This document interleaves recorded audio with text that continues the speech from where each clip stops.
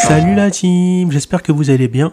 Aujourd'hui on se retrouve pour une nouvelle vidéo pour découvrir le démontage de la PS5 et ainsi voir les composants plus en détail. Du coup n'hésitez pas à liker, à vous abonner à la chaîne, à mettre un petit pouce bleu pour soutenir la chaîne. Donc là on peut découvrir le port USB type C qui y aura sur la PS5 avec le port USB type A qui sera sur la PS5. Donc ça c'est quelque chose d'intéressant à voir. Les ports USB, les deux ports USB type A qui y aura sur l'autre côté de la PS5.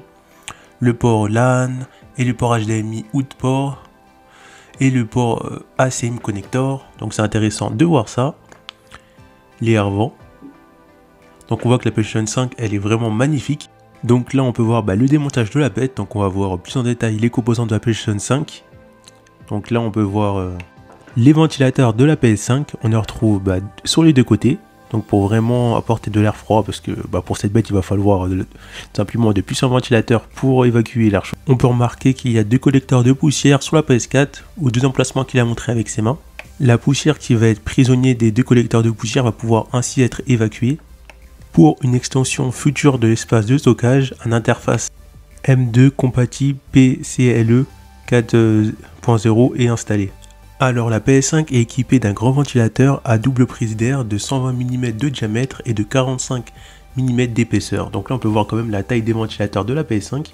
On va découvrir à quoi ressemble le lecteur Blu-ray Ultra HD de la PS5. Donc on va voir cette bête ensemble. Donc voilà à quoi ça ressemble. La réalité de ce lecteur, c'est qu'il est intégré et protégé par un boîtier en tôle qui est recouvert de deux couches d'isolant afin de réduire le bruit du lecteur et surtout les vibrations du disque lorsque le disque tourne.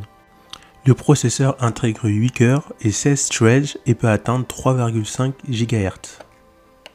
Le processeur graphique peut atteindre 2,23 GHz et développer une puissance de 10,3 MFLOPS. Pour la mémoire, ils ont installé 8 Go en DDR6 qui va offrir une bonne passante maximale de 448 Go par seconde. Donc là on peut voir le SSD de la PS5 qui est un SSD de 825 Go. Grâce au contrôleur SSD sur mesure de la PS5, la vitesse peut atteindre 5,5 Go par seconde pour le débit de transfert de données brutes de la PS5.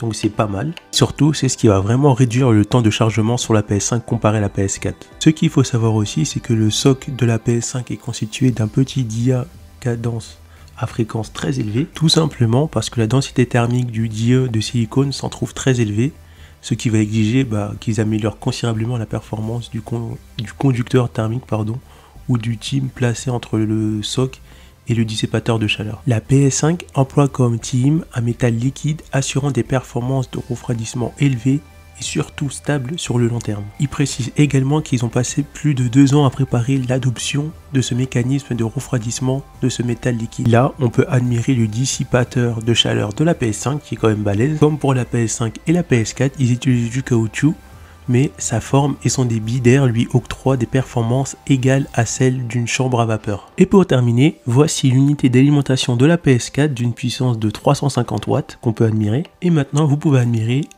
tous les composants de la PS5, après qu'il va déposer le dernier truc. Donc voilà tous les composants de la PS5. Si cette vidéo vous a plu, n'hésitez pas à vous abonner à la chaîne, à mettre un petit pouce bleu pour soutenir la chaîne et on se retrouve pour des prochaines vidéos. A plus la team!